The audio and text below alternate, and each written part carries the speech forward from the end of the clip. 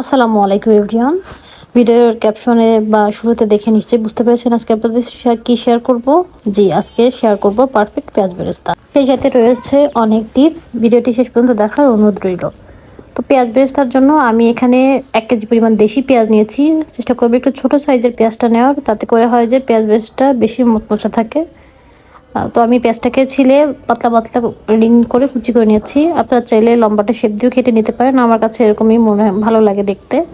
আর অবশ্যই প্রতিটা পেঁয়াজের পুরুত্ব একই রাখবেন, একটা মোটা একটা পাতলা রাখলে হবে কি ভাজার সময় পাতলাটা পুড়ে যাবে, মোটাটা ভাজা হবে না।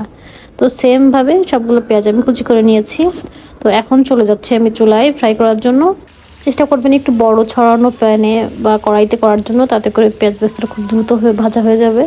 তো আমি এখানে পর্যাপ্ত পরিমাণে তেল নিয়েছি আর হাফ কেজি মানে অর্ধেকটা পেঁয়াজ আমি দিয়ে দিয়েছি, আর 1 চামচ চিনি দিয়েছি। চিনিটা দিলে হবে যে পেঁয়াজ বেরেস্তার কালারটা সুন্দর হবে, চিনিটা গলে ক্যারামেল হয়ে, আর বেরেস্তাটা করার পরেও কিন্তু বেশ মচমচা থাকে। চেষ্টা করুন 1 চামচ চিনি দেওয়ার জন্য। চুলার ফ্লেমটা হাইতে রেখে এই পর্যায়ে ভাজতে হবে যতক্ষণ না পেঁয়াজটা নরম হয়ে আসে।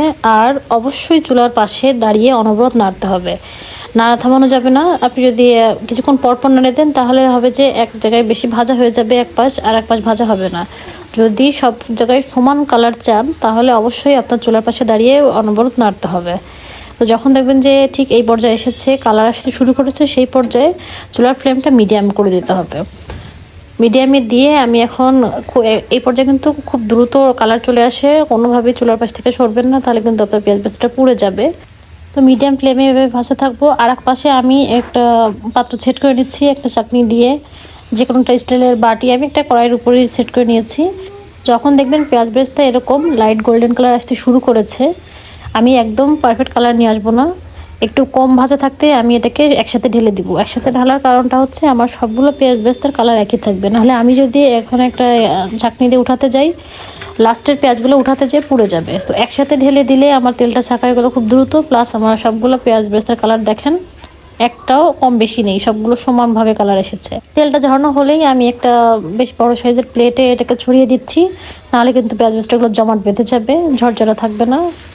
এখন আমি বাকি তেলগুলো আবারও আমি প্যানে ঢেলে দিয়েছি, আর বাকি যে অর্ধেক পেঁয়াজ ছিল সেটা আমি আবার ভাজতে চলে এলাম 1 চামচ চিনি দিয়ে। তো সেম প্রসেসে আমি বাকি পেঁয়াজগুলোও ভেজে নিচ্ছি। দেখেন আমার পেঁয়াজ বেরেস্তাগুলোর কালার কতটা পারফেক্ট এসেছে, আর সাউন্ড তো অবশ্যই শুনে বুঝতে পারছেন কতটা মুচমুচে হয়েছে, একদম চানাচুরের মতন। তো এই টিপসগুলো ফলো করবেন।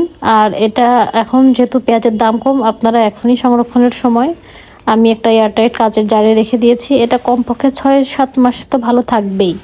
যদি ফ্রিজে রাখেন 1 বছর পর্যন্ত সংরক্ষণ করতে পারবেন। তো এখন আর পেঁয়াজ বেরেস্তা করার কোনো ঝামেলা নেই, একবারে করে রাখুন, যে কোনো রান্নায় খুব সহজে ব্যবহার করতে পারবেন।